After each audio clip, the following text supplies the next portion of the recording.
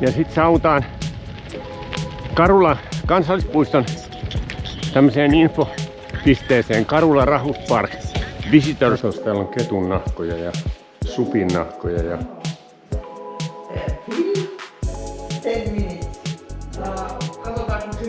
ei katsota nyt, ei. We have no time.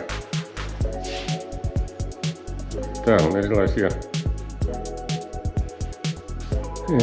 taljoja. Siinä on kettu. Show me. Joo. Yes. In English. Show me hyvä. Show me no.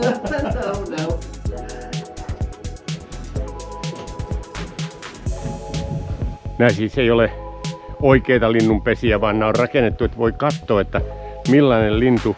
Esimerkiksi tässä on palokärjen pesä esillä ja palokärjen muna. Tämmönen. Ja lähdetään tonne, tästä kävellään vähän matkaa Mäekonnu. Eli tuolla on jonkinnäköinen torni. Viro on tasainen maa, mutta nyt täältä löytyy mäki.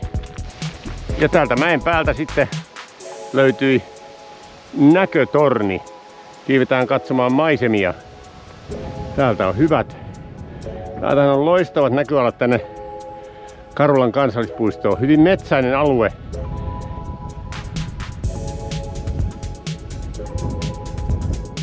Reittejä välillä. Vähän pehmeätä hiekkaa, mutta hyvin täällä pääsee.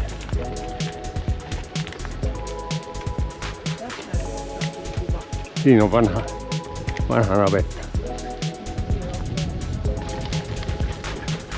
Ihan ajettavia pyörällä, joskin vähän röykyttää, mutta näin se.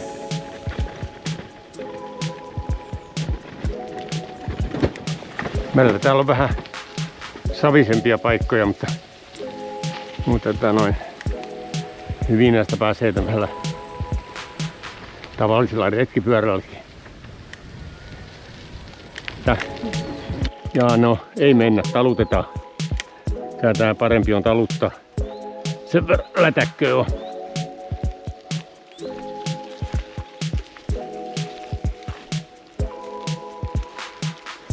Pysyy sentään jalat kuivana. Vaihtelu virkistää. Ja välillä tultiin asfalttitielle. Tässä tietysti matka joutuu nopeammin kuin tuolla noilla metsäpoluilla. Aivan viehätys. Nyt lähestytään Palkaa. Ja pyörätie alkoi noin 5 kilometriä, vähän reilu 5 kilometriä ennen kaupunkia. On valtatien vierellä. Talot on aika lailla samannäköisiä. Tässä on ollut jo vähän aikaa. Semmoisia kaksikerroksisia vanhoja. Osa on kunnostettu, mutta kyllä täällä näkyy suurempi osa on vielä, vaatii vähän pientä pintaremonttia.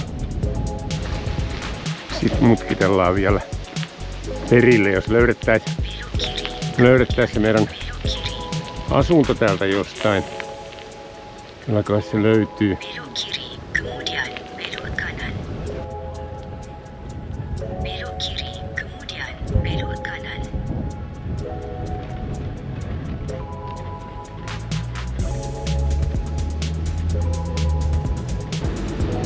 Se on joko tämä tai seuraava. Se on todennäköisesti seuraava, kun siellä on numero 4.